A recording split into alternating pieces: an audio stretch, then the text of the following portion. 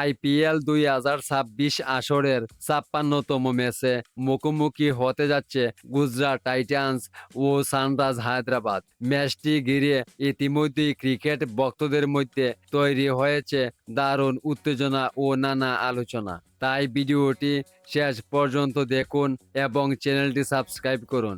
ম্যাচটি অনুষ্ঠিত হবে আজ বাংলাদেশ সময় রাত ৮টায় এবং স্থানীয় সময় সন্ধ্যা ৭টা ৩০ মিনিটে। আইপিএল ২০২৬ আসরে গুজরাট টাইটান্স এখন পর্যন্ত দারুণ ছন্দে রয়েছে। ১১ মে ২০২৬ তারিখ পর্যন্ত পাওয়া তথ্য অনুযায়ী তারা ১১টি ম্যাচ খেলে ৭টিতে জয় এবং ৪টিতে পরাজয় বরণ করেছে। বর্তমানে তারা ১৪ পয়েন্ট নিয়ে পয়েন্ট টেবিলের তৃতীয় স্থানে অবস্থান করছে। অন্যদিকে আইপিএল ২০২৬ আসরে সানরাইজ হায়দ্রাবাদ এখন পর্যন্ত ১১টি ম্যাচ খেলেছে, যার মধ্যে তারা ৭টি ম্যাচে জয়লাভ করেছে এবং বর্তমান পয়েন্ট টেবিলের শীর্ষ স্থানে রয়েছে। বর্তমান সময়ে বেশিরভাগ ক্রিকেট ভক্তরা গুজরাট টাইটান্সকে এগিয়ে রাখছেন।